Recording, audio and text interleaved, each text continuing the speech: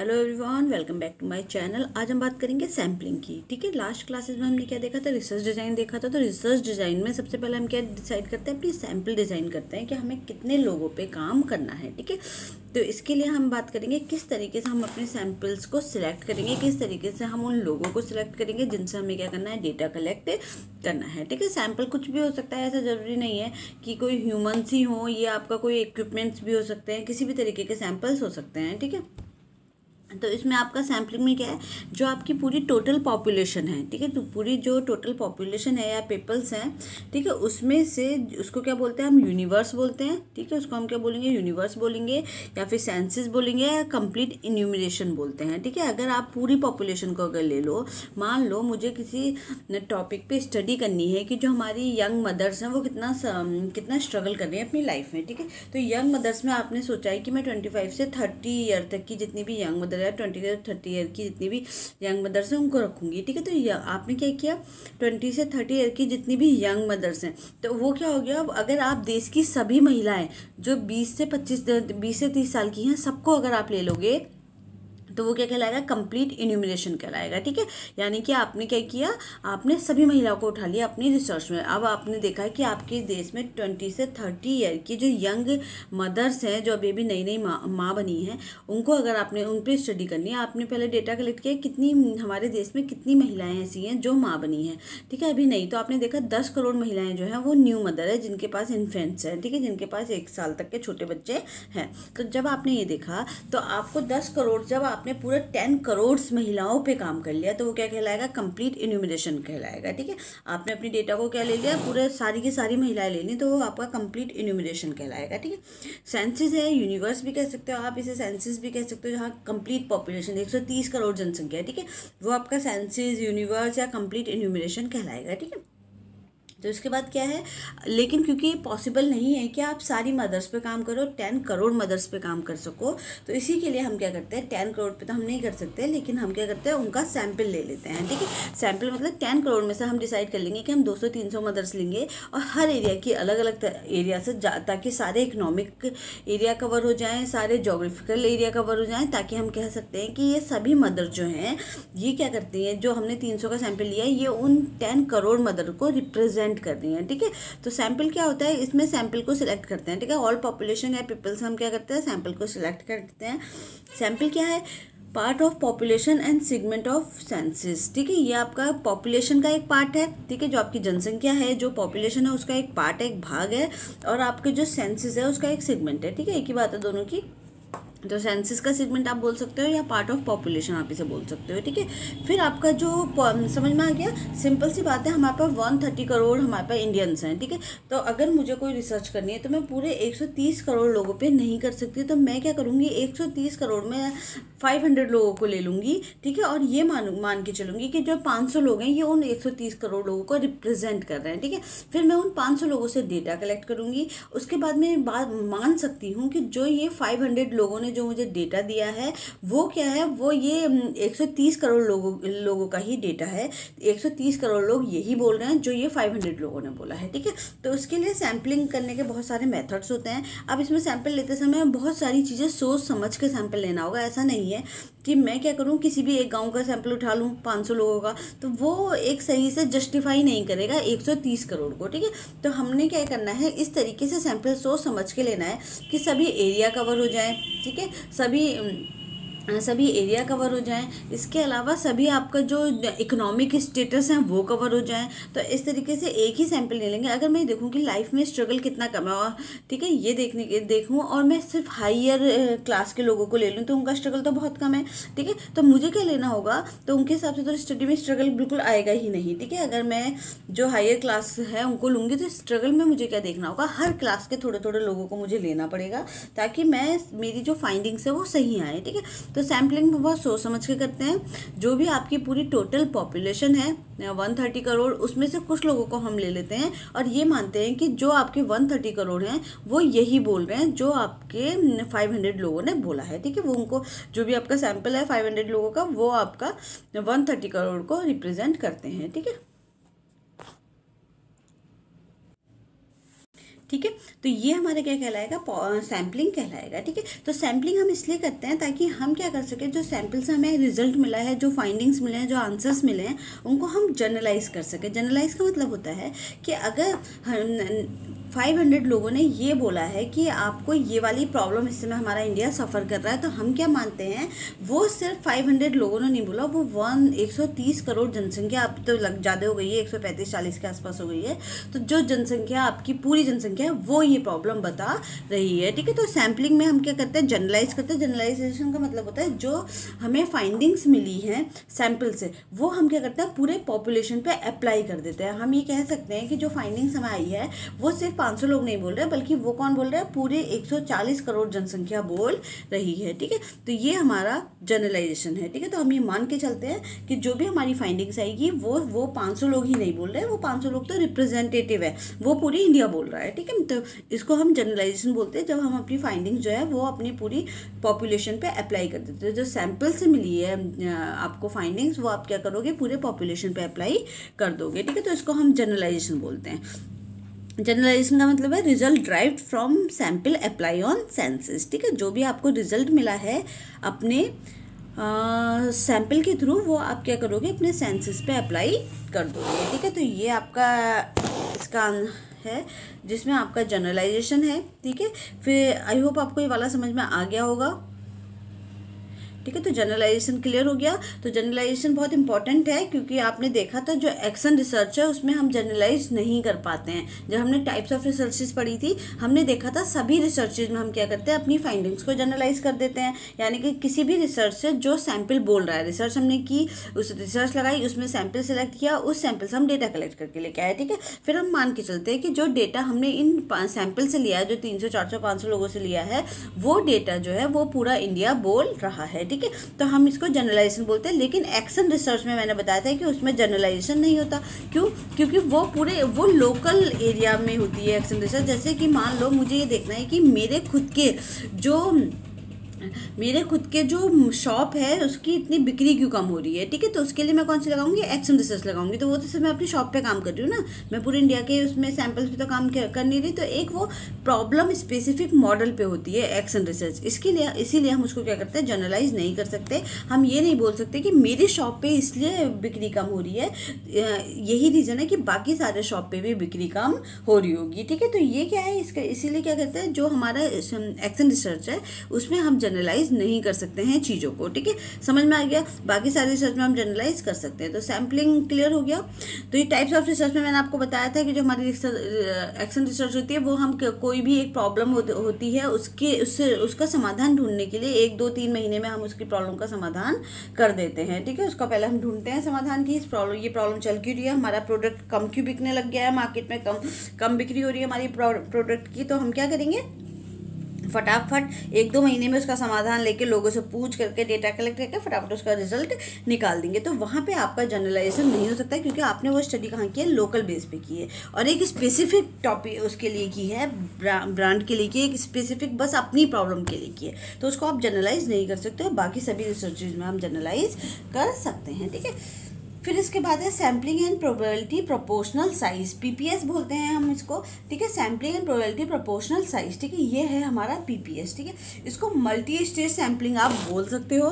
क्यों? इसका मतलब क्या होता है, मल्टी स्टेज सैम्पलिंग का मतलब होता है सैम्पलिंग आप ऐसे ही हवा में नहीं उठाते हो, पहले सैम्पल्स को सेगमेंट्स में डिवाइड करते हो कई स्टेजेस में। ठीक है, आप उस सैम्पल्स को क्या करोगे, पार्ट्स में डिवाइड करोगे कई स्टेजेस में। ठीक है, मल्टी स्टेज इसलिए बोला गया है क्योंकि इसमें अनेक स्टेज पाई जाती है, स्टेज 1, 2, 3, 4। ठीक है, उसके बाद आप अपनी सैंपल को क्या करोगे, फाइनल डिसाइड करते हो। तो सबसे पहले आपको क्या करना है, क्लियरली डिफाइन टारगेट पॉपुलेशन। सबसे पहले आप क्या करोगे, अपने टारगेट पॉपुलेशन को क्लियरली आपने डिफाइन करना है। ठीक है, बिल्कुल क्लियर होना चाहिए कि आपको काम किस पे करना है। तो वो तो आपका हो गया। आप अपनी टारगेट पॉपुलेशन का मतलब होता है, अगर मुझे ये देखना है कि इस समय फेवरेट डायपर कौन सा है जो मदर्स को पसंद है, तो मैं किस पे काम करूंगी, मैं करूंगी जितनी भी इन्फेंट की मदर्स हैं, ठीक है, उन पे काम करूंगी। तो मेरा टारगेट पॉपुलेशन क्या होगा, मेरा टारगेट पॉपुलेशन होगा इन्फेंट की मदर्स। ठीक है, तो ये क्या है, आपकी जो रिसर्च है उसका टारगेट पॉपुलेशन जो है वो क्लियर होना चाहिए कि आपको काम किसके साथ करना है। ठीक है, तो मल्टी स्टेज सैम्पलिंग में क्या होता है, एक तो आपको क्लियरली डिफाइन करना है अपना टारगेट पॉपुलेशन, उसके बाद जो भी आपकी सैंपल है, ठीक है, यानी कि जो आपका पॉपुलेशन है उसको छोटे छोटे पार्ट्स में डिवाइड करोगे, फिर उसको उसके आगे डिवाइड करोगे, लास्ट में जाकर के तब आपकी सैम्पलिंग जो है वो डिवाइड होगी, ठीक है। तो इसको बोलते हैं multi stage sampling and proportional. फिर आप क्या करोगे, एक सही जब आप उसे डिवाइड्स करोगे सेगमेंट्स में, पार्ट्स में, अपनी जो टोटल पॉपुलेशन है आपकी, तो आपको क्या मिलेगा, एक सही तरीका मिलेगा, एक सही अनुपात मिलेगा अपनी पॉपुलेशन और सैंपल को डिवाइड करने का, ठीक है, पॉपुलेशन में से सैंपल को निकालने का। मान लो आपको पूरे इंडिया के लोग लेने हैं, ठीक है, पूरे इंडिया के लोग लेने हैं, ठीक है। तो आपको क्या करना होगा, इंडिया में सबसे पहले आप क्या करोगे, पूरे स्टेट्स को देखोगे, है ना। तो इंडिया में जितने भी स्टेट्स हैं आपके और जितनी भी यूनियन टेरिटरीज हैं, ठीक है, तो उन सबको आप क्या करोगे, लगभग 30 के आसपास हैं हमारे पास, ठीक है, स्टेट और यूटीज को मिला करके, ठीक है। तो 30 में आप क्या करोगे, अब मुझे लेना है 500 का डेटा, ठीक है। अब अगर 500 का डेटा लूँ मैं, यूपी का डेटा और उत्तराखंड का डेटा, अगर मैं डिवाइड करूँ कि सब में से मुझे 20-20, 25-25 लोग लेने हैं हर उसमें से, ठीक है, स्टेट में से, तो वो तो मेरा गड़बड़ हो जाएगा ना, क्योंकि जो यूपी है उसकी जनसंख्या कम है और जो यूपी की जनसंख्या ज़्यादा है और उत्तराखंड की जनसंख्या कम है। तो मैं दोनों से एग्जैक्ट डेटा नहीं ले सकती ना कि 40 का सैंपल मैं यूपी से भी उठा लूँ और 40 का सैंपल मैं उत्तराखंड से भी उठा लूँ, तो ऐसा नहीं हो सकता ना। तो मुझे क्या करना होगा, मुझे एक प्रपोर्शन में, एक अनुपात में सारा सैंपल लेना होगा, ठीक है। तो यही क्या है आपका, ये आपको बताता है कि किस तरीके से हर स्टेट से आप एक सही अनुपात में सैंपल को ले सकते हो, ठीक है। तो ये बहुत बड़े लेवल पे है, खैर इसमें आप बहुत इतने बड़े लेवल पे, अब 30 करोड़ की जनसंख्या में तो बहुत मुश्किल है आपको, अगर यूपी का आप डेटा लेने जाओगे तो, ठीक है। तो ये क्या है, ये आपका प्रपोर्शन करेंगे, आप हर जगह से सही प्रपोर्शन में, सही अनुपात में आप सैंपल ले सकें, ठीक है। तो वो हम किस में देखते हैं, पीपीएस में देखते हैं, प्रोबेबिलिटी प्रपोर्शनल साइज, ठीक है। आपका जो प्रपोर्शन है, अनुपात है, वो सही आना चाहिए, ठीक है। जैसे कि अगर मैं एक कॉलेज में स्टडी कर रही हूँ, ठीक है, उस कॉलेज में 2 सब्जेक्ट चल रहे हैं, एग्रीकल्चर का सब्जेक्ट और हमारा होम साइंस का सब्जेक्ट, ठीक है। तो एग्रीकल्चर में है वहाँ पे 2000 बच्चे, होम साइंस में है 500 बच्चे, ठीक है। तो अगर मैं देखूँ कि 2000 बच्चे आपके एग्रीकल्चर में हैं, 2000 स्टूडेंट जो है वो एग्री में हैं और 500 बच्चे हैं आपके पास होम साइंस में, ठीक है। तो अगर मैं ये करूँ, मुझे लेना है 200 का सैंपल, ठीक है, मुझे 200 का सैंपल लेना है, ठीक है। तो 200 के सैंपल में क्या मैं ऐसा कर सकती हूँ कि 100 इसमें से ले लूँ होम साइंस से और 100 ले लूँ एग्रीकल्चर से? नहीं, मैं ऐसा नहीं कर सकती हूँ। क्यों? क्योंकि एग्रीकल्चर में ज़्यादा बच्चे हैं, तो मुझे इसका रेशियो होम साइंस से ज़्यादा रखना होगा, क्योंकि रेशियो भी ज़्यादा है ना। इसमें सिर्फ 500 बच्चे हैं, उसमें 2000 बच्चे हैं, ठीक है। तो उसमें क्या है आपका, क्योंकि ये नंबर ज़्यादा हैं, ठीक है, ये नंबर कम है, तो मुझे जब सैम्पलिंग करनी होगी तो इसका रेशियो भी मुझे सही से रखना होगा, पूरी कैलकुलेट करके, ठीक है। तो ये हम आगे पढ़ेंगे इसको किस तरीके से रखना है। तो आप ऐसे एग्जैक्टली ऐसा नहीं कर सकते कि 500 में से भी 100 उठा लो और 2000 में से भी 100 उठा लो, ठीक है। तो आपको क्या करना होगा, एक सही प्रपोर्शन में, सही अनुपात में अपने सैंपल को इस तरीके से डिवाइड करना होगा कि आप उसे जस्टिफाई कर सको कि मैंने क्यों होम साइंस से इतने बच्चे लिए थे और क्यों एग्रीकल्चर से मैंने इतने बच्चे लिए हैं, ठीक है। चलो, ये हो गया हमारा प्रपोर्शन साइज। पीपीएस है, मतलब आपके मल्टी स्टेज सैम्पलिंग है। आपको अलग अलग स्टेज में, अलग अलग स्टेप्स में जा करके आप अपनी सैंपल को क्या करते हो, डिसाइड करते हो, ठीक है, किस तरीके से आपका प्रपोर्शन रहेगा, ताकि आप अपनी सैंपल को क्या कर सको, जस्टिफाई कर सको कि मैंने किस तरीके से, कौन से मेथड के थ्रू अपने सैंपल को लिया था। इसके बाद स्टेप्स ऑफ सैंपलिंग, ठीक है। स्टेप्स ऑफ सैंपलिंग में है, स्टेप्स ऑफ सैंपलिंग में हमारा है ये क्लियरली डिफाइन टारगेट पॉपुलेशन, ठीक है। सबसे पहले आपका क्या होगा, आपको अपनी टारगेट पॉपुलेशन को क्लियरली डिफाइन करना है, ठीक है। जैसे कि आपका बेबीज फॉर डाइपर सर्वे, अगर आपको डाइपर्स देखने हैं कि किस ब्रांड के डाइपर्स जो हैं सबसे ज़्यादा कंफर्टेबल हैं, ठीक है। तो आपके पास बहुत सारे ब्रांड्स हैं, मम्मी पॉको पैंट आता है, वो हगीज़ है, कई सारे आजकल तो मार्केट में बहुत सारे आ रहे हैं। तो आप क्या करोगे, पहले तो उन सबके लिस्ट बनाओगे, ठीक है। फिर आप क्या करोगे, अपनी टारगेट पॉपुलेशन को सिलेक्ट करोगे। टारगेट पॉपुलेशन क्या होगी आपकी, जितने भी इन्फेंट के मदर्स हैं, क्योंकि बच्चे से तो पूछोगे नहीं भाई किसमें कंफर्टेबल लग रहा है आपको, ठीक है। तो आप किससे पूछोगे, बच्चे की मदर से पूछोगे कि कौन सा डायपर आपको लगता है कि रात भर वेट रहता है, ठीक, वेट नहीं रहता, आपको रात भर ड्राई रहता है, सुबह को रात को बच्चों को वेटनेस के चलते नींद नहीं खुलती है, बच्चा अच्छे से कंफर्टेबली सोता है, ठीक है, और बच्चा हैप्पी रहता है, बच्चा कंफर्टेबल रहता है उसे पहनने में। तो आप इस तरीके के कुछ सवाल आप किससे पूछोगे, इन्फेंट की मदर से पूछोगे, ठीक है। तो आपका सैंपल क्या होगा, आपका जो पॉपुलेशन है, टारगेट पॉपुलेशन क्या होगी, इन्फेंट की मदर होगी। अब आप देखोगे कि हमारे इंडिया में कितने इन्फेंट की मदर हैं, ठीक है। वही वाला हो गया कि आप मान लो इस समय 10 करोड़ मदर्स जो हैं जिनके बेबी जो हैं इन्फेंट ग्रुप में हैं, ठीक है। उसमें से अमीर भी हो सकती हैं, लोअर इकोनॉमिक ग्रुप वाली भी हो सकती हैं, और जो हमारे मीडियम वाले हैं वो भी हो सकते हैं, ठीक है। तो ये आपके तीनों इकोनॉमिक ग्रुप इसमें हो सकते हैं, कोई भी इकोनॉमिक ग्रुप हो सकता है, किसी भी एरिया की हो सकती हैं, यूपी की हो सकती है, उत्तराखंड की हो सकती हैं, इसके अलावा बिहार की हो सकती हैं। तो ऐसे सारी टोटल मदर जब आप देखोगे कि जितनी इंडिया की टोटल मदर्स हैं जो आपकी अभी अभी माँ बनी हैं, जिनके पास इन्फेंट्स हैं, तो वो क्या कहलाएंगी, वो इसकी टारगेट पॉपुलेशन कहलाएंगी, ठीक है। तो बेबीज फॉर डायपर सर्वे के लिए टारगेट पॉपुलेशन क्या होगा, इन्फेंट्स की मदर, ठीक है। फिर है आपका इसके बाद सिलेक्ट सैम्पलिंग फ्रेम। फिर आप क्या करोगे, सैम्पलिंग फ्रेम को सिलेक्ट करोगे, ठीक है। सैम्पलिंग फ्रेम को सिलेक्ट कैसे करोगे, जो लोग सैंपल के अंदर आना चाहते हैं वह एक एनवलप की तरह होता है, ठीक है। यह पॉपुलेशन के रिप्रेजेंटेटिव होते हैं और सैंपल ऐसा होना चाहिए, ठीक है। आपने सोच लिया कि हमें क्या लेनी है, 20 से 30 ईयर तक की मदर को लेना है, ठीक है। जो अभी अभी मदर बनी, जिनके पास इन्फेंट्स हैं, जो इस एरिया की हो, इतनी इस एरिया की लेनी है हमने, ठीक है। इस इकोनॉमिक ग्रुप की लेनी है, हाई मीडियम लो हर तरह के इकोनॉमिक ग्रुप की लेनी है, वर्किंग लेनी है, नॉन वर्किंग लेनी है, ठीक है। या फिर जिनका लेट नाइट जॉब्स होती हैं उनको लेना है। तो इस तरीके से आप अपना पूरा एक एनवेलप बना लोगे, एक फ्रेम बना लोगे कि आपको किस तरीके की जो अपनी सैंपल है, जो किस तरीके की मदर्स आपको चाहिए, ठीक है। फिर इसके बाद अगर चूज सैम्पलिंग टेक्निक, फिर आप एक सैम्पलिंग टेक्निक को चूज करेंगे। टेक्निक अभी हम आगे पढ़ेंगे। तो उसके बाद आप क्या करोगे, एक तरीका ढूंढ लोगे कि किस तरीके चूज करोगे कि किस तरीके से आपको क्या करना है, सैंपल को सिलेक्ट करना है।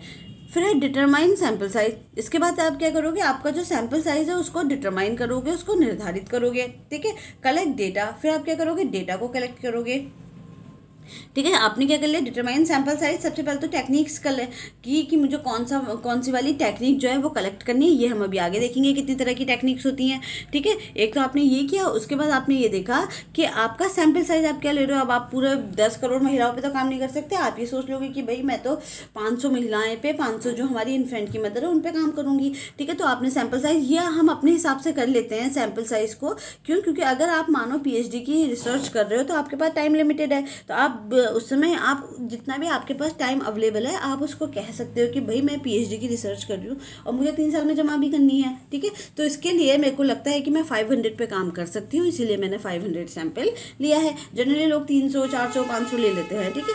तो ये आप सैंपल साइज डिटरमाइन कर लोगे कि भाई मुझे 500 महिलाओं पे काम करना है। फिर कलेक्ट करोगे आप डेटा को।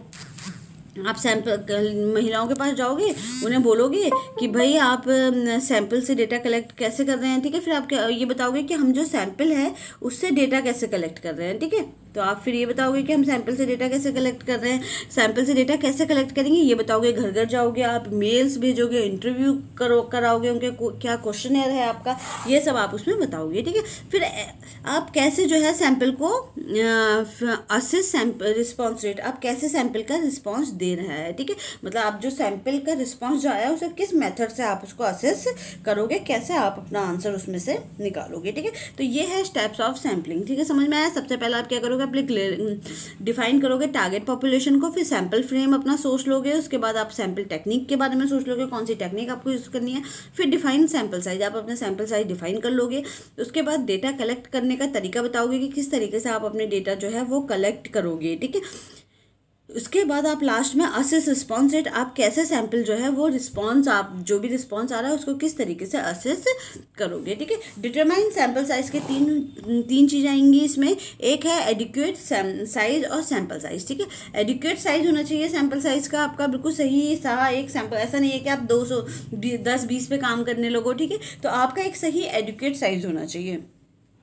Good sample size avoid errors, ठीक है। जो आपका जितना अच्छा सैंपल साइज होगा उतने ही एरर्स आपके उसमें कम आएंगे, ठीक है। डिपेंड करता है कि आप कौन से रिसर्च करो। अगर आप केस स्टडी वाला मेथड यूज़ करोगे जिसमें हमें एक ही व्यक्ति की बहुत इन डेप्थ स्टडी करनी होती है, ठीक है, तो वहाँ पे तो हमारे पास 10-20 सैंपल भी हैं तब भी हम उसको सफिशिएंट मानेंगे, क्योंकि वो आपको कई साल तक एक एक इंसान के साथ काम करना होता है। उसकी इन डेप्थ स्टडी एक ग्रुप के साथ, एक व्यक्ति के साथ हमें उसकी केस स्टडी करनी होती है, इन डेप्थ स्टडी करनी होती है। तो वहाँ पर तो हम इस सैंपल को भी सफिशिएंट मानेंगे। 10-20-30 का सैंपल भी हमारे लिए बहुत है, ठीक है। लेकिन अगर आपको क्वेश्चनर मेथड करना है तो उसके लिए आप 300-400 का सैंपल ले सकते हो। तो एक अच्छा सैंपल साइज लोगे तो आपके एरर्स भी, गलतियां भी क्या होंगी, कम होंगी, ठीक है। तो इससे क्या होगा, आपका जो आउटकम्स हैं, जो रिजल्ट्स हैं, ठीक है, आउटकम्स और रिजल्ट भी क्या आएंगे आपके अच्छे आएंगे, ठीक है। फिर है right proportion for population. Population के लिए एक सही अनुपात लेना भी बहुत इंपॉर्टेंट है, ठीक है। सही अनुपात में आपको क्या लेना है,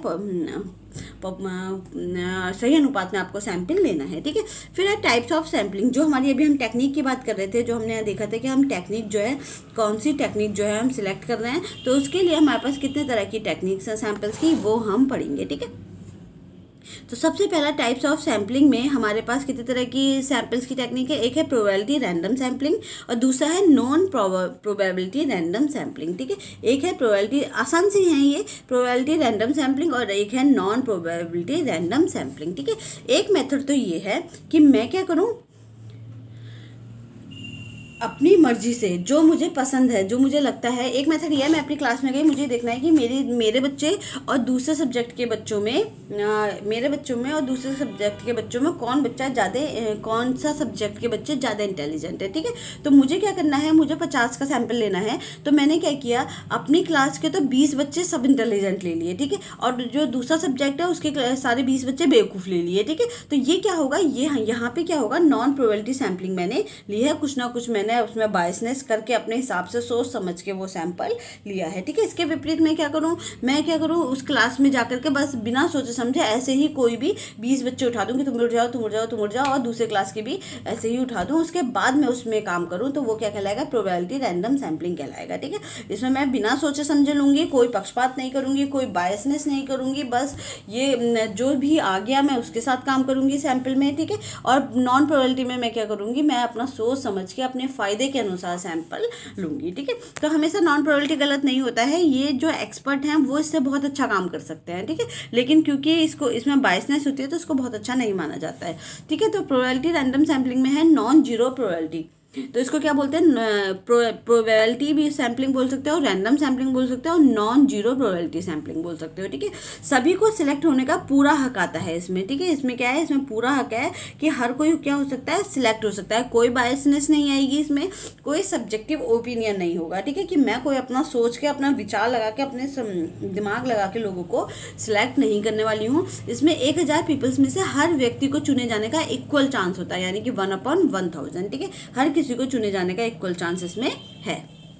इसके बाद है, इसमें जो आपका प्रोबेबिलिटी सैम्पलिंग है, इसमें 4 तरह के होते हैं, simple random sampling, cluster sampling, systematic sampling और स्ट्रेटिफाइड रैंडम सैम्पलिंग, ठीक है। हमारे पास इसमें 4 तरह के हैं। सिंपल रैंडम सैम्पलिंग में होता है कि इसमें क्या करना है, आपको बिना सोचे रैंडमली सैंपल को उठा लेते हैं, ठीक है। जैसे कि बहुत थोड़ी ब्लर आ रही है इमेज ये, पर फिर भी ठीक ही आ रही है, ठीक है। तो सिंपल रैंडम सैम्पलिंग में बिना सोचे रैंडमली सैंपल को उठाना, ठीक है। हमने क्या किया, बिना सोचे समझे रैंडमली ही क्या किया, अपने सैंपल को उठा लिया। जैसे चिट सिस्टम है, मुझे अगर अपनी क्लास के 50 बच्चों में से 20 बच्चे सेलेक्ट करने हैं, तो मैं क्या करूँ, उन 50 बच्चों का नाम डालूं, उसमें से 20 चिट उठा लूं, ठीक है। चिट बना के नाम डाल दूं, फोल्ड कर दूं चिट्स को, मुझे नहीं पता अब किसका नाम आ रहा है, और उनमें से कोई भी 20 चिट जो उठा लूं, तो जो भी आएंगे वो मेरे क्या होंगे,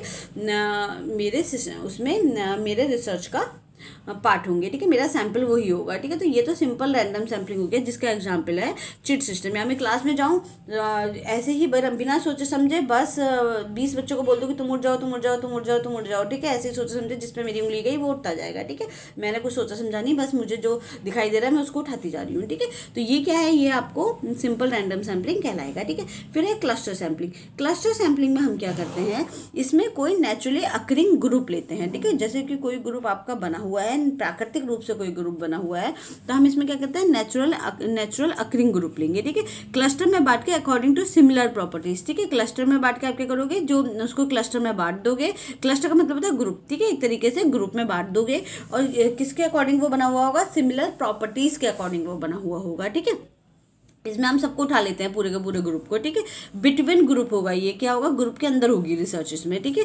to reduce cost and improve efficiency, इसमें कॉस्ट आपकी कम हो सकती है और आपकी एफिशिएंसी जो है वो बढ़ सकती है, ठीक है। एफिशिएंसी बढ़ सकती है इसमें। कोई भी एक स्टेट लेके इंडिया को रिप्रेजेंट करेंगे, दिल्ली के सभी लोगों को ले लेंगे सैंपल में, ठीक है। तो हम इसमें क्या कर रहे हैं, मतलब मान लो हमें देखना है जो हमारा इंडिया है उसका एजुकेशन सिस्टम कैसा है, ठीक है। तो हम क्या कर रहे हैं, हमने दिल्ली को मान लिया है कि दिल्ली ही हमारा इंडिया है। अब हम दिल्ली के जितनी भी यूनिवर्सिटीज़ हैं, कॉलेज हैं, सबको पढ़ रहे हैं, सबका अध्ययन कर रहे हैं, ठीक है। तो ये भी क्या हो गया, आपका क्लस्टर हो गया। तो दिल्ली क्या है, वो आपका होमोजीनियस ग्रुप है, ठीक है। और आपका क्लस्टर आपका नेचुरली अकरिंग ग्रुप है, ठीक है, नेचुरली प्राकृतिक रूप से बना हुआ ग्रुप है दिल्ली के यूनिवर्सिटीज़, दिल्ली के स्कूल्स, ठीक है। तो हमने क्या किया, पूरे इंडिया को हमने दिल्ली को माना, पूरा इंडिया, और दिल्ली में से ही जो यूनिवर्सिटीज़ के स्टूडेंट्स हैं सारे यूनिवर्सिटीज़ को हमने ले लिया अपने सैंपल के रूप में, ठीक है। तो ये हमारा क्या होगा, क्लस्टर सैम्पलिंग हो गया, ठीक है। समझ में आ गया क्लस्टर सैम्पलिंग। इसमें क्या करते हैं हम, इसमें पूरा का पूरा क्लस्टर उठा लेते हैं। हम यहाँ करेंगे जो भी नेचुरली अकरिंग ग्रुप है, जो प्राकृतिक रूप से बने हुए पहले से ग्रुप है, हमने नहीं बनाया, यहाँ पे हमने कुछ डिवाइड नहीं किया, दिल्ली पहले से ही बना हुआ है, ठीक है। तो हमने अपनी रिसर्च के टाइम पर उसे किसी भी तरीके से डिवाइड नहीं किया, बस हमने सोच लिया कि हम दिल्ली के सारी यूनिवर्सिटीज़ को, कॉलेज को हम उठा लेंगे, DU के जितने भी कॉलेज हैं, ठीक है। फिर दूसरा है सिस्टमेटिक सैम्पलिंग, थर्ड है हमारा सिस्टमेटिक सैम्पलिंग। सिस्टमेटिक सैम्पलिंग में क्या होता है, हम सैंपल सिलेक्ट करते हैं रेगुलर इंटरवल्स पे from population by some formula, किसी फॉर्मूला के थ्रू करते हैं। जैसे कि मैं क्या करूं, अपने क्लास के हर 10वें बच्चे को, 100 बच्चों की क्लास है मेरे पास, और उसमें से मुझे 10 बच्चों को सिलेक्ट करना है। तो हर 10th नंबर पे जो बच्चा आएगा उसको मैं सिलेक्ट कर लूँ, 10, 20, 30, 40, अब मुझे नहीं पता इस नंबर पे कौन आ रहा है, ठीक है। लेकिन मैंने ये सोचा है पहले कि मैं इस तरीके से सिलेक्ट कर लूँगी, तो इससे कोई भी बायसनेस नहीं आएगी। तो कोई एक फॉर्मूला लगा के, कोई एक ट्रिक लगा के मैं क्या करती हूँ, अपने उसको सिलेक्ट कर लेती हूँ। जैसे every 10th student in list, ठीक है, लिस्ट का हर 10th नंबर पर जो स्टूडेंट पड़ेगा, 10, 20, 30, 40, 50, 60, 70, 80, 90, 20, ठीक है, 19 और 100, ठीक है। तो इसमें जो भी इसमें स्टूडेंट पड़ेगा, तो 100 में से मेरे पास 10 स्टूडेंट निकल के आ जाएंगे, ठीक है।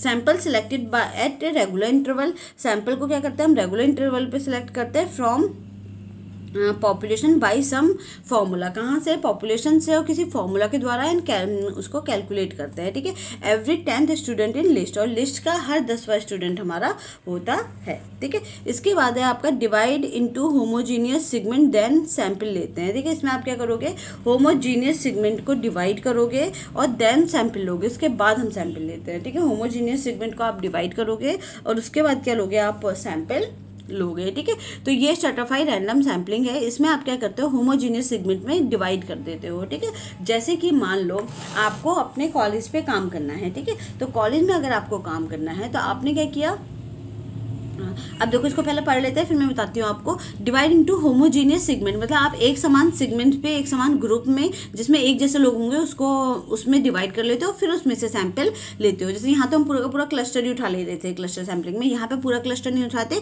उस ग्रुप में से भी सैंपल्स लेते हैं, ठीक है। पॉपुलेशन डिवाइड इनटू स्ट्रेटा, ठीक है। पॉपुलेशन को किसमें, स्ट्रेटा यानी कि ग्रुप में डिवाइड कर दोगे। फिर उसके बाद क्या करो, रैंडमली सैंपल फ्रॉम सब ग्रुप, फिर उसके जो सब ग्रुप आपने बनाए हैं, जो स्ट्रेटा बनाए हैं छोटे छोटे, उसमें से आप क्या करोगे, रैंडमली सैंपल ले लोगे, ठीक है। सब ग्रुप क्या होंगे, नेचुरल सेट होंगे, सब ग्रुप पहले से बने हुए होंगे। बस आपने क्या कर लिया होगा, उसको सोच लिया होगा कि हम क्या करेंगे, इस जो बने हुए क्राइटेरिया है उस पे अपने सब ग्रुप को डिवाइड किया है आपने, ठीक है। फिर है होमोजेनिटी है आपका, इसमें सब एक विद इन ग्रुप, एक ग्रुप के अंदर जो होंगे सब एक जैसे होंगे। और हेट्रोजेनिटी क्या है, बिटवीन ग्रुप, ठीक है। और जो दो अलग अलग ग्रुप हैं, यानी कि जो दो ग्रुप मैंने डिवाइड किए हैं उनमें विभिन्नता पाई जाएगी, अलग अलग ग्रुप होंगे, वो दोनों अलग अलग लोगों के ग्रुप होंगे, ठीक है। बाइफिकेशन है टू इंक्रीज प्रिसाइजनेस एंड रिप्रेजेंटेशन, ये आपका अच्छा है। इसमें आपकी एक तो प्रिसाइजनेस बढ़ जाती है, मतलब कि आपको ये बता सकते हो कि आपने किस मेथड से सही तरीके से आपने ये काम किया है, और रिप्रेजेंटेशन आपका अच्छा होता है। जैसे women's literacy rate in India, India में अगर आपको वुमेन्स लिटरेसी रेट देखना है तो एक मेथड तो ये था, क्लस्टर में आपने दिल्ली की सारी महिलाओं को ले लिया, ठीक है। दूसरा मेथड क्या होगा, स्ट्रेटिफाइड होगा, उसमें आप क्या करोगे, सभी स्टेट के थोड़े थोड़े सैंपल आप ले लोगे, ठीक है। जितने भी आपके स्टेट्स हैं सभी से आप क्या करोगे, थोड़ा थोड़ा सैंपल ले लोगे, ठीक है। तो ये आपका किस में आएगा, स्ट्रेटिफाइड सैम्पलिंग में आएगा, ठीक है। तो ये आपका आएगा स्ट्रेटिफाइड रैंडम सैम्पलिंग में, जैसे कि आपने दिल्ली, राजस्थान, यूपी, उत्तराखंड, ठीक है, जो आपके 28 स्टेट्स और 8 यूनियन टेरिटरीज है, सबसे आप थोड़ा थोड़ा क्या लोगे, सैंपल ले लोगे, ठीक है। क्लियर हो गया इतना। फिर इसका मेथड क्या है, इसका मेथड है आपका रैंडम सैम्पलिंग का। मान लो आपके पास है number of total graduate student, ठीक है। मतलब कि अगर आपको एक कॉलेज पे काम करना है, एक यूनिवर्सिटी पे काम करना है, तो आपने देखा उस यूनिवर्सिटी के अंदर कितने कॉलेज चल रहे हैं, ठीक है। तो एक चल रहा है एग्रीकल्चर कॉलेज, एक चल रहा है टेक्नोलॉजी कॉलेज, एक चल रहा है फिशरीज कॉलेज, एक चल रहा है होम साइंस कॉलेज, और एक चल रहा है वेटनरी कॉलेज, ठीक है। तो आप सबसे पहले क्या देखोगे कि बीएससी में, यानी कि बीएससी पे आप, अगर आपने सोचा कि मैं सिर्फ बीएससी पे काम करूँगी तो एमएससी से तो आपको मतलब नहीं, तो आपका टारगेट पॉपुलेशन क्या होगा, बीएससी के स्टूडेंट होंगे, ठीक है। तो आपने क्या देखा है कि जो आपके बीएससी में कितने बच्चे आपके पढ़ रहे हैं, तो एग्रीकल्चर में आपके 567 बच्चे हैं, ठीक है। टेक्नोलॉजी में आपके 2043 बच्चे हैं, ठीक है, और फिशरीज़ में आपके हैं 85 बच्चे, और होम साइंस में आपके 227 बच्चे हैं, और आपके वेटनरी एंड एनिमल साइंसेज में आपके हैं 267 बच्चे पूरे बीएससी में, ठीक है, first year, second year, third year, fourth year सबको मिला करके, ठीक है। तो टोटल बीएससी के स्टूडेंट कितने हो गए आपके पास? 3189 स्टूडेंट आपके पास टोटल बीएससी के हो गए, ठीक है। तो ये क्या है? ये आपका टारगेट पॉपुलेशन है। अब आपका टारगेट पॉपुलेशन क्या है? 3189 स्टूडेंट जो है वो आपका टारगेट पॉपुलेशन है। आपको इन्हीं टारगेट पॉपुलेशन में से सैंपल लेना है। अब आपने पहले से डिसाइड कर रखा है कि मुझे कितने सैंपल लेना है, मुझे 300 का सैंपल लेना है, ठीक है। आपने 300 का सैंपल सोचा हुआ है, तो 300 में अगर मैं ये करूँ, मान लो एग्रीकल्चर में आप देखो टेक्नोलॉजी में 2000 बच्चे हैं और होम साइंस में सिर्फ 250 बच्चे हैं, तो अगर मैं 300 को डिवाइड करूँ 1 2 3 4 5 कॉलेज में, ठीक है, 5 कॉलेज से अगर मैं डिवाइड करता हूँ तो अगर मेरा 60 आ रहा है, 5 को 30 और 0, ठीक है, यानी कि हर कॉलेज से मुझे 60 बच्चे लेने हैं। अब क्या होगा अगर मैं टेक्नोलॉजी से भी, ठीक है, अगर मैं बीटेक से भी 60 बच्चे लूँ, ठीक है, बीटेक से भी 60 बच्चे लूँ और होम साइंस से भी 60 बच्चे लूँ, तो ये रेशियो जो होगा वो मेरा सही नहीं माना जाएगा, क्योंकि यहाँ बच्चे ज़्यादा है ना, या तो ऑलरेडी ही 2000 बच्चे हैं, यहाँ पे 200 बच्चे हैं, तो ये एक प्रपोर्शन सही नहीं होगा कि 2000 में से भी मैं 60 ले रही हूँ और आपका 227 में से भी मैं क्या ले रही हूँ? 60 ले रही हूँ। तो इसीलिए मुझे क्या करना पड़ेगा? अपनी पॉपुलेशन को सही से प्रपोर्शन में डिवाइड करके तब मुझे सैंपल लेना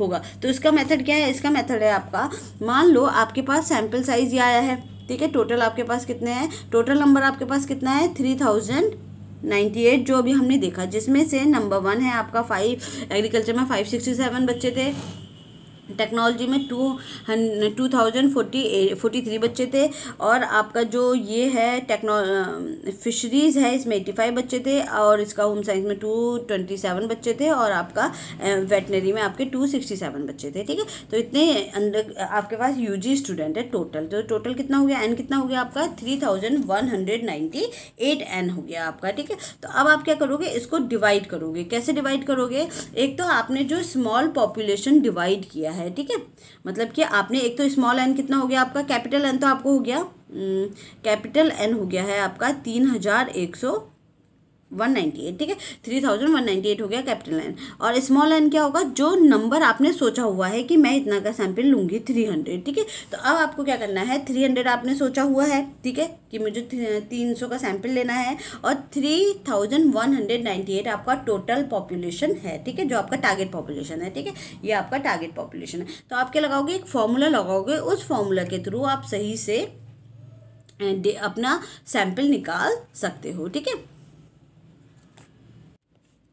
तो हम इसे सॉल्व कैसे करेंगे? सिंपल सी बात है, आपके पास जो टोटल नंबर ऑफ सैंपल है, आपने जो टोटल नंबर है आपके पास टारगेट पॉपुलेशन के, वो है आपके 3198, ठीक है। तो टोटल लोग कितने हो गए आपके पास? 3198, ठीक है, 198 सॉरी, तो 198 हुए आपके पास टोटल। तो इसमें अब आपको देखना है कि आपको एग्रीकल्चर से कितने बच्चे लेने हैं, ठीक है। एग्रीकल्चर में आपके पास टोटल आपके पास कितने स्टूडेंट थे? 567, ठीक है। तो आप इसे कैसे कैलकुलेट करोगे? और टोटल नंबर आपने क्या सोचा है कि मैं 200 लूँगी, ठीक है, मैं भी 300 बोली थी पर इसमें 200 था, तो 200 लूँगी। कोई भी ले सकते हो वैसे, आप 300 के हिसाब से भी ले सकते हो, पर फिर हमारा ये डेटा गड़बड़ा जाएगा, चेंज हो जाएगा डेटा। तो अगर हम 200 लेते हैं तो उस हिसाब से हम कौन सा फॉर्मूला लगाएंगे? इसमें हम सिंपल फॉर्मूला लगाएंगे, 200 जो हमने सोचे हैं अपॉन 3198 जो हमारे पास टोटल था, 200 ये वाला, ठीक है, और 3098 आपका ये वाला, ठीक है। तो ये आपका इनटू जो आपके एग्रीकल्चर के स्टूडेंट है, क्योंकि आपको एग्रीकल्चर में से लेना है ना, तो अगर आपको एग्रीकल्चर के देखने हैं तो आप कौन से लगाओगे? आप एग्रीकल्चर के स्टूडेंट जो आपके 567 है ये वाले, ठीक है, जो एग्रीकल्चर के स्टूडेंट है 567, ठीक है। तो आप क्या करोगे? 567 लोगे, क्योंकि एग्रीकल्चर का निकालेंगे कि हमें एग्रीकल्चर से कितने बच्चे लेने हैं, ठीक है। तो एग्रीकल्चर से अब जब आप इसे कैलकुलेट करोगे तो कैलकुलेशन के बाद कितना आएगा? ये और ये, ठीक है, इसको तो गुणा कर दो दोनों को आपस में, आपने इनटू किया इन दोनों को, तो आपकी जो वैल्यू आएगी 3113400, ठीक है, ये आएगा आपका अपॉन 3198, ठीक है, ये आपकी वैल्यू आएगी। जब आप इसको पूरे को सॉल्व करोगे तो आपको जो आंसर आएगा वो 35.4 45 आएगा, ठीक है, 35.45। तो इससे क्या हो गया, इससे आपको पता चल गया कि आपको एग्रीकल्चर में से कितने बच्चे लेने हैं, 36 बच्चे आपको एग्रीकल्चर में से लेने हैं, ठीक है। फिर इसी तरीके से हम निकाल लेंगे, इसी फॉर्मूला के थ्रू हम निकालेंगे आपके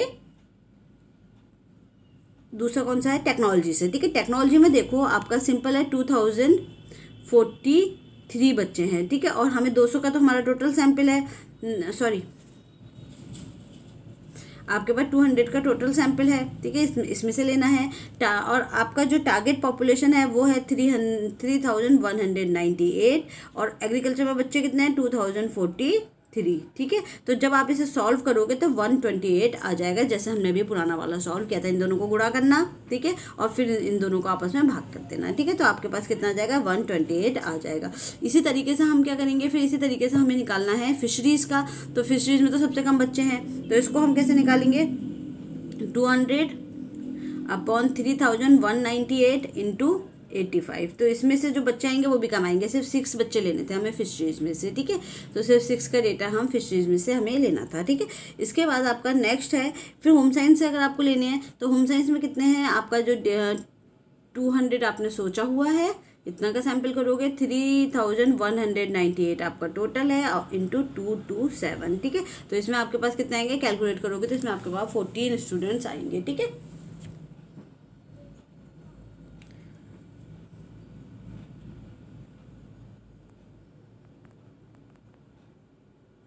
इसके बाद ऐसे ही आपको क्या करना है, ये वाले के निकालने हैं वेटनरी के, जिसमें 18 स्टूडेंट आएंगे। तो ये मेथड है आपका स्ट्रेटिफाइड रैंडम सैम्पलिंग निकालने का, ठीक है। स्ट्रेटिफाइड में क्या होता है, जब हमारे पास अलग अलग ग्रुप जो बने हैं, नेचुरली अकरिंग ग्रुप, उनमें जो डेटा होता है वो अनइवन होता है, ठीक है। डेटा क्या है उसमें, अनइवन है। तो हम कौन सा मेथड लेते हैं, फिर हम स्ट्रेटिफाइड रैंडम सैम्पलिंग वाला मेथड लेते हैं, क्योंकि सब में देखो नंबर्स, डेटा के नंबर्स जो हैं वो अलग अलग है ना, सबके डेटा के नंबर अलग अलग हैं। तो हम इसमें कौन सा वाला लेंगे, इसमें हम स्ट्रेटिफाइड रैंडम सैम्पलिंग लेंगे। किसी में भी 85 स्टूडेंट भी है, किसी में 2000 स्टूडेंट भी है, तो हम सेम तो नहीं ले सकते ना कि हम 40 इसमें से ले लें, 2000 बच्चों में से ले लें, तो उससे तो हमारा डेटा गड़बड़ा के आएगा, ठीक है। अब इस 80 में से भी हम 40 बच्चे लें और 2000 में से भी 40 बच्चे लें, तो वो हमारा एक सही अनुपात में नहीं आएगा। तो हम वहाँ क्या करते हैं, स्ट्रेटिफाइड रैंडम सैम्पलिंग करते हैं, जहाँ पे हमारे जो सेगमेंट्स होते हैं, एक तो वो होमोजीनियस हमने बनाया, एग्रीकल्चर के बच्चे एग्रीकल्चर के ही हैं और होम साइंस के बच्चे होम साइंस के ही हैं, ठीक है। तो दोनों ग्रुप में अंतर है, उसमें होम साइंस के बच्चे हैं, उसमें एग्रीकल्चर के बच्चे हैं, ठीक है। तो ये क्या है, डिवाइड इनटू होमोजीनियस सेगमेंट। हमने क्या कर लिया था, होमोजीनियस सेगमेंट में डिवाइड करा था, ठीक है। किसमें से डिवाइड किया था, होमोजीनियस सेगमेंट में डिवाइड किया था। होमोजीनियस मतलब एक समान। तो हमने एग्रीकल्चर का एक ग्रुप अलग बना दिया, पहले से बना हुआ ग्रुप है, लेकिन हमने सोचा कि हम इस तरीके से डेटा कलेक्ट करेंगे। तो इस तरीके से हम जो होम साइंस के बच्चे हैं, इस तरीके से हम इस कॉलेज को डिवाइड कर देंगे और अलग अलग डिपार्टमेंट से डेटा लेके आ जाएंगे, ठीक है। फिर सेगमेंट देन सैंपल लेते हैं। पहले सेगमेंट होमोजीनियस सेगमेंट में आपने डिवाइड कर दिया, फिर उसमें से कुछ बच्चे उठा लिया आपने कैलकुलेशन के हिसाब से, ठीक है। पॉपुलेशन डिवाइड इनटू स्ट्रेटा, जो आपके पॉपुलेशन है वो किस में डिवाइड होते हैं, स्ट्रेटा में डिवाइड होते हैं, ग्रुप्स में डिवाइड हो जाते हैं वो, ठीक है। फिर है रैंडमली सैंपल फ्रॉम सब ग्रुप, और फिर सब ग्रुप में से फिर आप किसी को भी उठा सकते हो रैंडमली। आप बस जाओ एग्रीकल्चर के, जो भी आपको BSc के 40 बच्चे मिल रहे हैं, जो आपका आया था एग्रीकल्चर का 36 बच्चे आए थे ना, 36 बच्चे कोई भी लेकर के आप अपना सैंपल ले आ सकते हो। उससे फिर कुछ नहीं पड़ेगा कि आपने फर्स्ट ईयर से कितने लेने हैं, सेकंड ईयर से, ऐसा हमने नहीं सोचा। हमें जो भी मिल जाएंगे BSc के बच्चे एग्रीकल्चर के, हम उनमें से कोई किसी से भी डेटा लेके आ जाएंगे, ठीक है। फिर है आपका इसके बाद सब ग्रुप है हमारा नेचुरली सेट है, ठीक है। नेचुरली प्राकृतिक रूप से पहले से बने हुए हैं, पहले से ही एग्रीकल्चर के बच्चे जो एग्रीकल्चर के हैं, बस हमने ये सोच लिया कि हम इस हिसाब से अपने सैंपल को डिवाइड करेंगे, ठीक है। सब ग्रुप है इंडिविजुअली लेते हैं, हम हर किसी से लेंगे इसमें डेटा, ठीक है। एक एक से जाके हम डेटा लेके आ रहे हैं। दूसरा होमोजेनिटी होती है विद इन ग्रुप, ठीक है। एक ग्रुप के अंदर होम साइंस के बच्चे हैं, दूसरे ग्रुप के अंदर एग्रीकल्चर के बच्चे हैं, तो एक ग्रुप के अंदर क्या है, सब एक समान है, ठीक है। और दूसरा क्या, हेट्रोजेनिटी होती है बिटवीन द ग्रुप, मतलब दोनों ग्रुप जो हैं एक दूसरे से अलग हैं। अंदर तो हम एक ग्रुप के अंदर तो सब एक समान है, और दूसरे ग्रुप से दोनों जो हैं वो भिन्न हैं, अलग अलग हैं। किसी में एग्रीकल्चर के बच्चे हैं, किसी में होम साइंस के बच्चे हैं, ठीक है।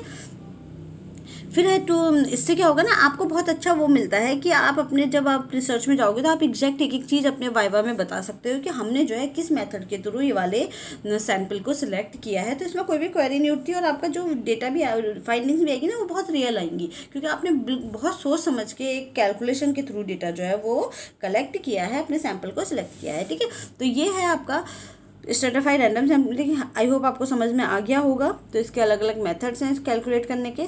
अब ये थे हमारे प्रोबेबिलिटी, यानी कि इसको हम रैंडम सैम्पलिंग भी बोलते हैं, नॉन जीरो प्रोबेबिलिटी सैम्पलिंग भी बोलते हैं, ठीक है। अब दूसरा है इसमें नॉन प्रोबेबिलिटी और नॉन रैंडम सैम्पलिंग, ठीक है। इसमें subjective judgement for sample selection, ठीक है। इसमें क्या आएगा, आपका सब्जेक्टिव जजमेंट आता है सैम्पल सिलेक्शन के टाइम पे। आप क्या करोगे, सब्जेक्टिव जजमेंट आपका इसमें आता है, सोच समझ के आप अपना दिमाग लगा के अपना फ़ायदा देख के तब सैम्पल को सिलेक्ट करते हो। यूज़ एक्सपर्टाइज ऑफ रिसर्चर, ठीक है। इसमें क्या है ना, जो रिसर्चर है, जो एक्सपर्ट्स हैं रिसर्चर वो इसको यूज़ करते हैं। उसका रीज़न है, उन्हें पता होता है कि कहाँ आपका जो डेटा है उन्हें बेहतर तरीके से मिल सकता है, कहाँ वो टाइम वेस्ट ना करें, ठीक है। तो वो उन लोगों के लिए सही है, एक्सपर्ट्स लोगों के लिए ये वाला मेथड अच्छा है, क्योंकि उन्हें पहले से पता है कि इस एरिया में आपको डेटा नहीं मिलेगा, तो इस एरिया में वो जाते ही नहीं। जिस एरिया से उनको लगता है कि उनको अच्छा डेटा मिल जाएगा, उस एरिया से वो डेटा लेके आ जाते हैं। तो एक्सपर्ट लोगों के लिए ये वाला मेथड अच्छा है। यूज इन क्वालिटेटिव रिसर्च, इसको हम क्वालिटेटिव रिसर्च में यूज़ करते हैं, ठीक है। क्वालिटेटिव रिसर्च में हम इसको यूज़ करते हैं, ठीक है। दोनों यूज़ करते हैं, पर आपको क्वालिटेटिव रिसर्च में भी आप इसको यूज़ कर सकते हो।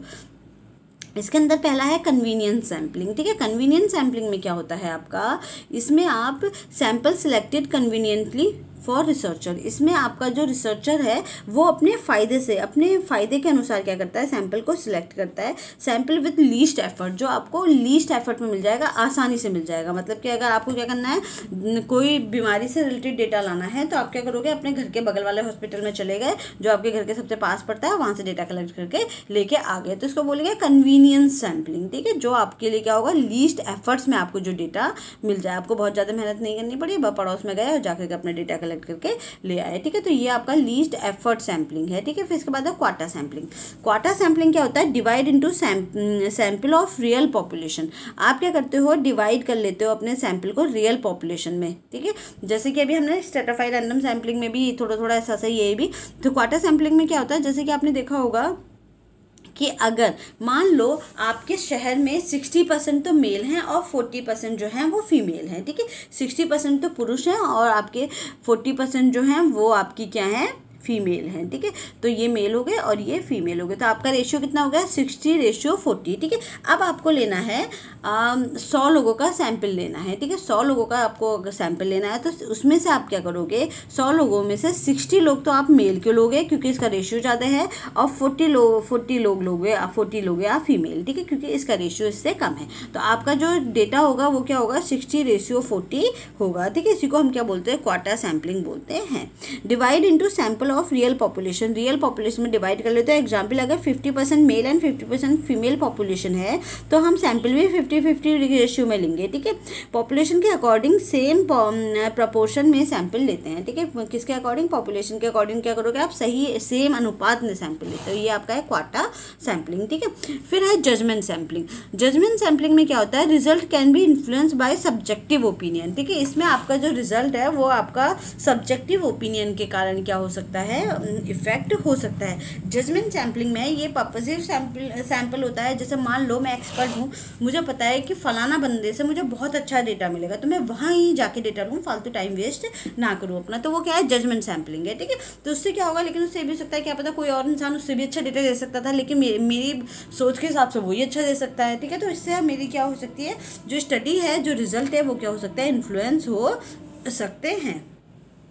Purposive sampling based on a knowledge and credibility of research, ठीक है। रिसर्च की नॉलेज और जो क्रेडिबिलिटी है, जितना वो अच्छे से काम कर रहा है, ठीक है, उस पर मेन ये बेस्ड होती है, ठीक है, पर्पसिव सैम्पल। फिर है एक्सपर्टाइज है, perception of life, thinking process, not a specific method, and scientific method, not highly ambiguity, ठीक है। इसमें क्या है आपका, ये एक्सपर्ट्स इसमें कर सकते हैं, परसेप्शन ऑफ लाइफ आपकी कितनी अच्छी है, उसकी थिंकिंग कितनी अच्छी है, नॉट ए स्पेसिफिक, ये बहुत अच्छा स्पेसिफिक मेथड नहीं है, ठीक है। ये किस पे डिपेंड करेगा कि आपका जो एक्सपर्ट है वो कितना एक्सपर्ट है अपने काम में, ठीक है। उस हिसाब से वो कितना अच्छे से जज कर सकता है लोगों को, कितना अच्छे से वो अपनी रिसर्च को जज कर सकता है कि उसे बेहतर डेटा कहाँ से मिलेगा, ठीक है। तो ये बहुत स्पेसिफिक मेथड नहीं है, साइंटिफिक मेथड नहीं है, नॉट हाईली एम्बिग्यूटी, मतलब बहुत अच्छा मेथड इसको नहीं माना जाता है, इसमें बहुत ज़्यादा एक्यूरेसी आपको देखने को नहीं मिलेगी, ठीक है। फिर सेकंड है आपका, इतना समझ में आ गया ना, जजमेंट मेथड क्लियर हो गया। ये इन्फ्लुएंस कर सकता है, पर्पसिव सैंपल आप इसको बोल सकते हैं। इसमें रिसर्चर अपने नॉलेज और क्रेडिबिलिटी के बेस पे क्या करता है, अपना सैंपल सिलेक्ट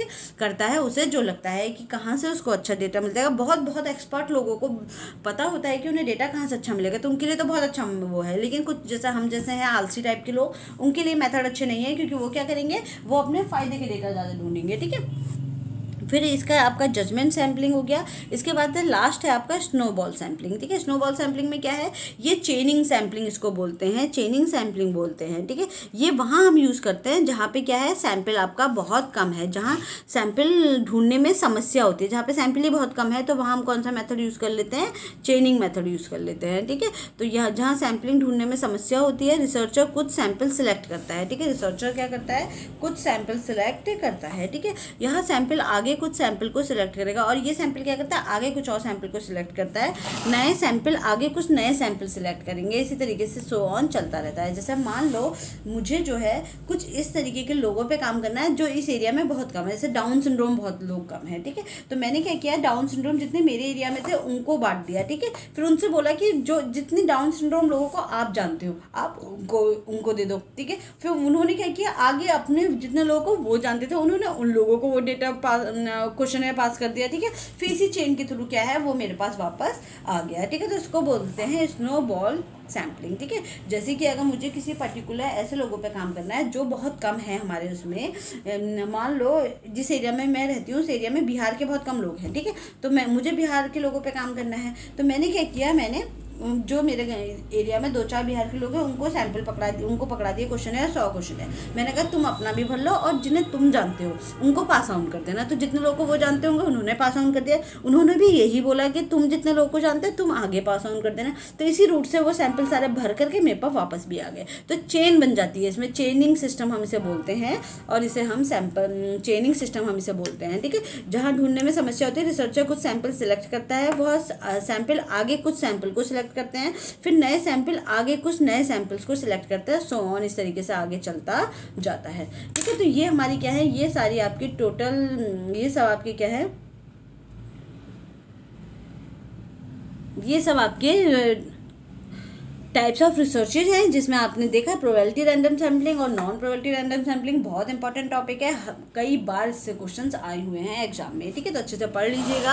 आप ज़्यादा टाइम नहीं है, बिल्कुल एग्जाम सर पे है, तो बस छोटे छोटे वीडियोस करके फटाफट आप इनके प्रैक्टिस भी करते रहिए। मैं क्वेश्चंस भी डाल रही हूँ, जिससे क्या होगा, आपका सिलेबस जल्द से जल्द मैं कोशिश करूँगी पूरा कराने की।